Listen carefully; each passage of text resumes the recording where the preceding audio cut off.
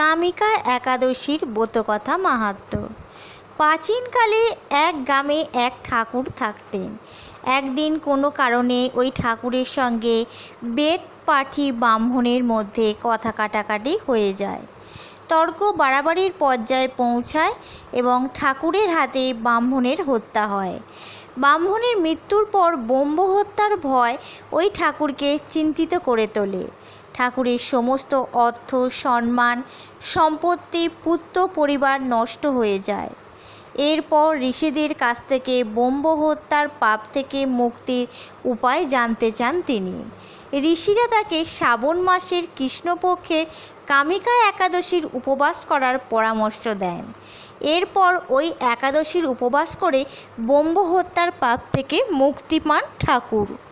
শ্রাবণ মাসের কৃষ্ণপক্ষের একাদশী কামিকা একাদশী নামে প্রসিদ্ধ। একে আবার কামদা একাদশীও বলা হয়। মৃগশিরা নক্ষত্রে এই একাদশী থাকে।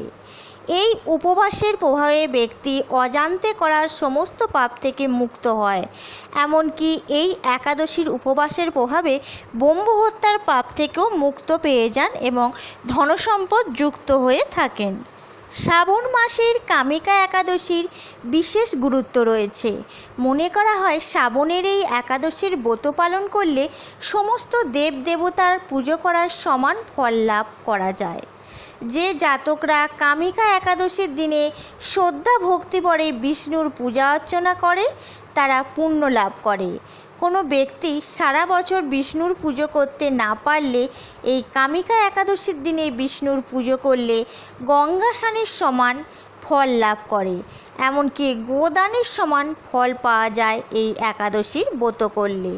হরে কৃষ্ণ কৃষ্ণ কৃষ্ণ হরে হরে, হরে রাম রাম রাম হরে হরে, হরে কৃষ্ণ রাধে রাধে।